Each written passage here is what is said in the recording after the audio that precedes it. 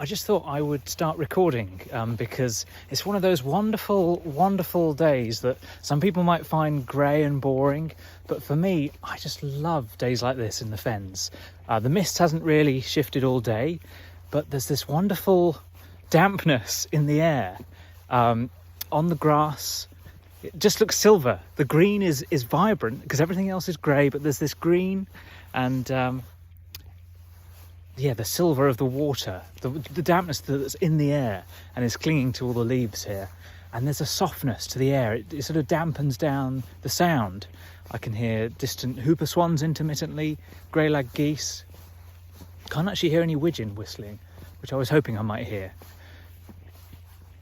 But it's an inspirational moment, I've got to say, because I feel like I'm becoming one with the landscape, in that my feet are getting really wet. There's holes in not just one of my wellies, but two, I've realised. And as I've been walking through this grass, my feet have been getting wetter and wetter.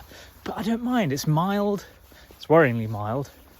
But yeah, it just feels like a key moment, and I can't really explain why in detail yet, because ideas are formulating in my mind, and it feels like a starting place. I'm very much in the present, but I'm remembering similar weather in the past. For me, certain conditions, certain times of year, certain weather bring back memories of similar days, and then the wildlife associated come back as well, and maybe the geography too. It's all about geography and history in my mind, the way things link together.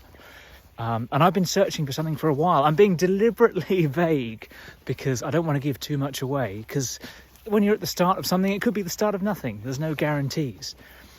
But it's a moment I've been waiting for, because I've kind of been trying to think of something and not being able to think, and things are kind of forming.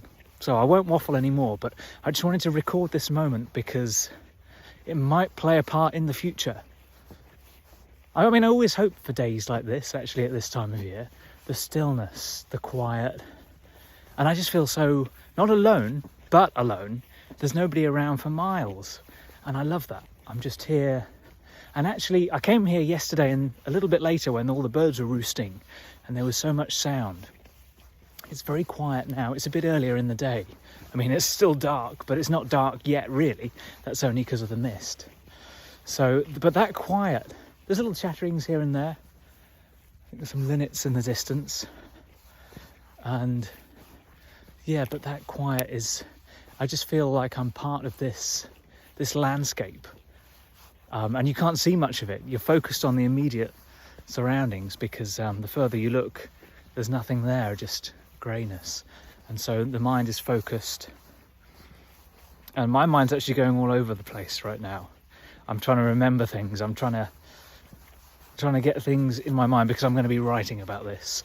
It's a starting place, and it's a much needed start. So we'll leave it there because there's a lot more to come, I'm sure.